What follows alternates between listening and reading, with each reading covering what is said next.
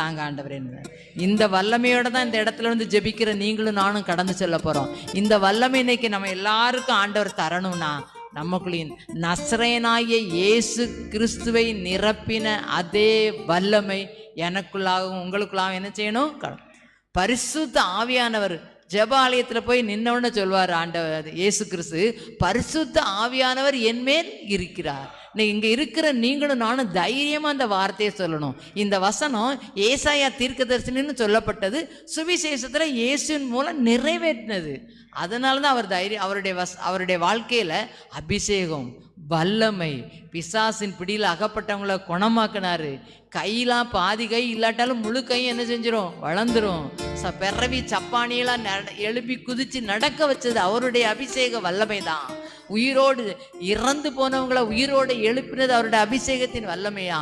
மரணத்தின் பிடியில் இருக்கிறவங்கள மரண சமயத்துல ஒரு வார்த்தையை சொல்லி குணமாக்குனது ஆண்டவருடைய அபிஷேகத்தின் வல்லமை. இந்த வல்லமையை ஆண்டு இன்னைக்கு நமக்கு தரும்படியாக அவர் இந்த இடத்துல வந்திருக்கிறார். நீங்களும் நானும் இந்த அபிஷேகத்தோடு இந்த இடத்தை விட்டு நம்ம என்ன செய்ய போறோம்? கடந்து செல்ல போறோம். ஒரே ஒரு சம்பவத்தை மாத்திரம் இந்த ஆவியின் வல்லமை எப்படி நடத்துச்சுன்னு சொல்லி நம்ம வாசித்து தியானித்து நம்ம இந்த செய்தி வேளையில் நம்ம நிறைவு செய்யலாம். ஒரே ஒரு சம்பவத்தை பார்ப்போமா? ஆண்டவராகிய இயேசு கிறிஸ்து பரிசுத்த ஆவின் நிறைந்தவராய் செய்த ஒரே ஒரு அற்புதத்தை இந்த வேளையில் நாம் பார்க்கலாம். மார்க் என்பவர் எழுதின சுவிசேஷம் 5வது அதிகாரம், மார்க்கு 5:25 ஒரு வசனம் சொல்லப்பட்டிருக்கிறது. அப்பொழுது 12 வருடமாய் பெரும்பாடுள்ள ஒரு அவ என்ன பண்ணினாலாம் பாருங்க, அநேக வைத்தியர்களால் மிகவும் வருத்தப்பட்டு தனக்கு உண்டானவைகளெல்லாம் செலவழித்தும் சற்றாயிலும் குணமடையாமல் அதிக வருத்தப்படுகிற பொழுது இயேசுவை குறித்து கேள்விப்பட்டு நான் அவருடைய வஸ்திரத்தை ஆகிலும் தொட்டால் சொஸ்தமாவேன். வஸ்திரங்களையெல்லாம் தொட்டன்னு தான் வந்தானா என்ன நடந்துச்சு பாருங்க.